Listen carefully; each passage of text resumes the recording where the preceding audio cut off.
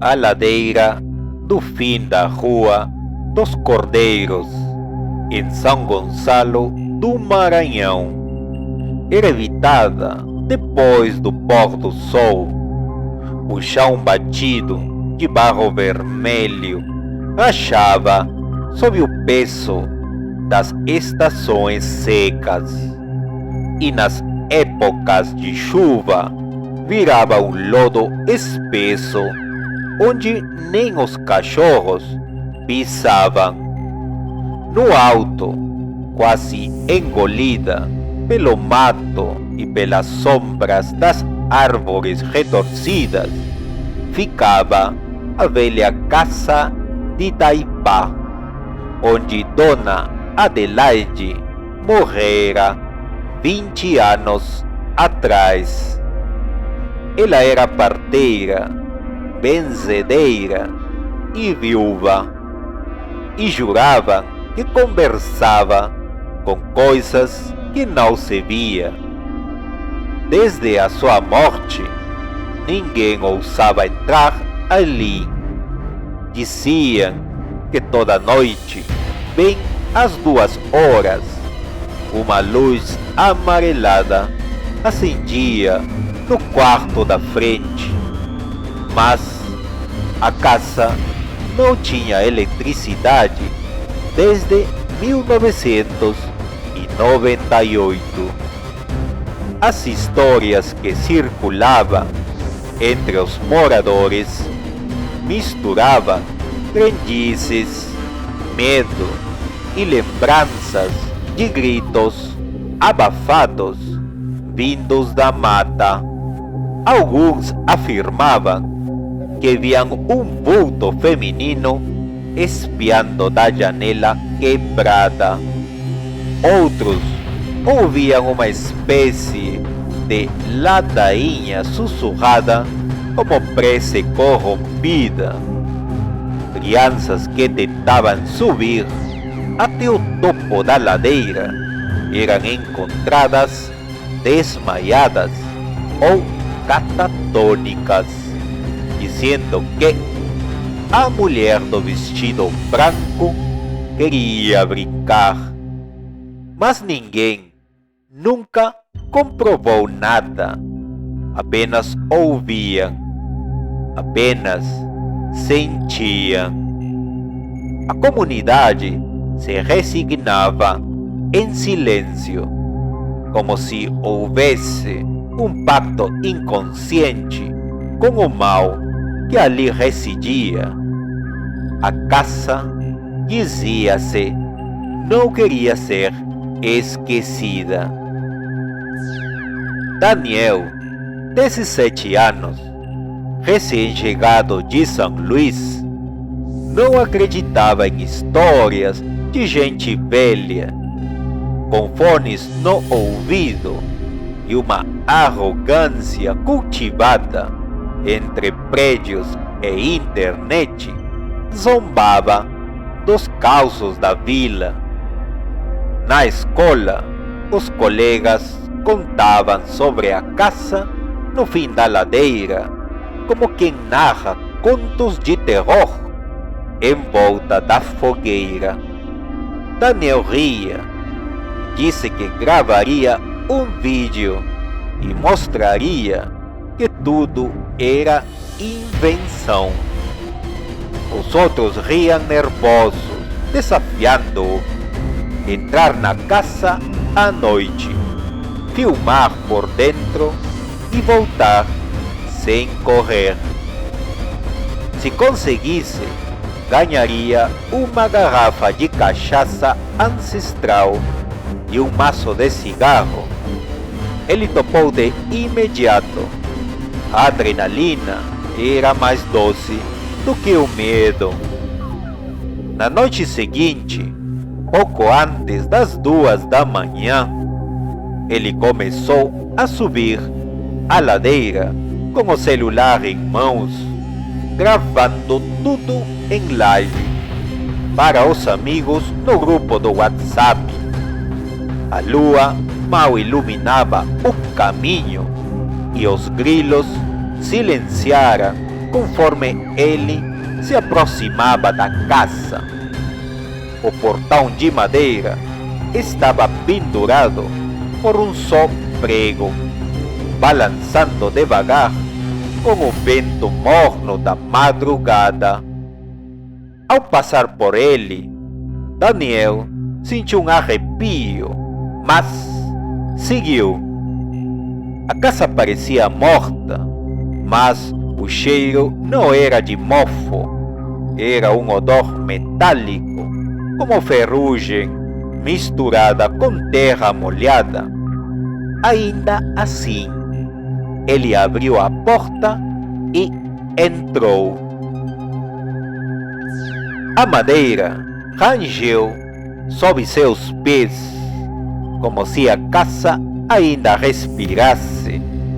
Havia uma poeira espessa sobre os móveis cobertos por lençóis escurecidos, e a parede do corredor exibia marcas de mãos pequenas, não sujas, mas como se tivessem sido gravadas ali com unhas. Ele iluminou com o celular e soltou um riso nervoso. Olha só, cenário de filme de terror. A câmera tremia, não por falha do aparelho, mas pelas mãos suadas de Daniel. E então, do fundo do corredor, veio o som. Um sussurro, como se alguém rezasse de costas, sem pressa. Morre, menino, mata a sede. Morre, menino. Daniel estacou. Tentou rir de novo, mas a voz falhou. O celular começou a falhar. A luz da lanterna piscou 3 vezes e uma sombra atravessou a parede do fundo, rápida, fluida, quase imperceptível. Ele pensou em recuar, mas a porta atrás dele agora estava fechada. Tentou abrir, trancada. Começou a bater, ainda em tom de piada, mas a risada já estava morta. O silêncio da casa parecia mastigar cada som que ele fazia. A madeira dos móveis estalava como ossos velhos. Do fundo, um passo ecoou, devagar, como se algo arrastasse as pernas pelo chão. Ele virou a câmera para a sala. Um espelho antigo e rachado cobria a parede em frente ao sofá coberto por pano. E foi lá que ele viu não o seu reflexo, mas o de uma mulher de pele cinza, vestido branco rasgado e olhos que não piscavam. O cabelo estava colado ao rosto, como se tivesse acabado de sair de um poço. Daniel gritou, mas o som não saiu. A figura no espelho não se movia, mas sorria. Um sorriso que rasgava o rosto até o início da orelha, como se tivesse sido costurado e arrancado à força. O celular caiu da mão dele, a imagem girou e o áudio começou a captar respiração pesada, quase canina. Ele tentou correr, mas as pernas não obedeciam. Quando olhou para trás, a mulher já não estava no espelho. Estava à frente dele. Flutuava alguns centímetros do chão, com os pés apontando para trás, como os de alguém que caiu de um lugar alto. Daniel tentou gritar de novo. Dessa vez, o som saiu e ecoou lá fora, acordando metade da vila. Mas ninguém subiu à ladeira, porque todos sabiam que era tarde demais. Ela escolhe quando fechar a porta e quando abrir. A câmera, caída no chão, continuava gravando. A tela agora mostrava o teto, com a madeira da cumeira, revelando desenhos entalhados, círculos, olhos, cruzes invertidas. A respiração de Daniel virou gemido. E então, o som de arrasto, como se algo pesado fosse puxado pelo chão de cimento cru. No fundo do vídeo, uma voz feminina, quase maternal, repetia: "Agora tenho meu filho de volta. Agora tenho meu filho de volta." O grito final veio minutos depois. Um som seco, que não era de dor, era de rendição, como quem entende, tarde demais, que não está mais no mundo dos vivos. O vídeo se encerrou sozinho. A live foi cortada e o celular foi encontrado 2 dias depois por um homem que caçava tatu no mato. Estava com a tela trincada e coberto por uma camada de terra úmida. Nenhum vestígio de Daniel foi localizado. Só as marcas de pegadas pequenas demais para um adolescente. E um som fraco ainda ecoando nos fones. Volta pra mim, volta pra mim. Desde aquela noite, os moradores se trancam mais cedo.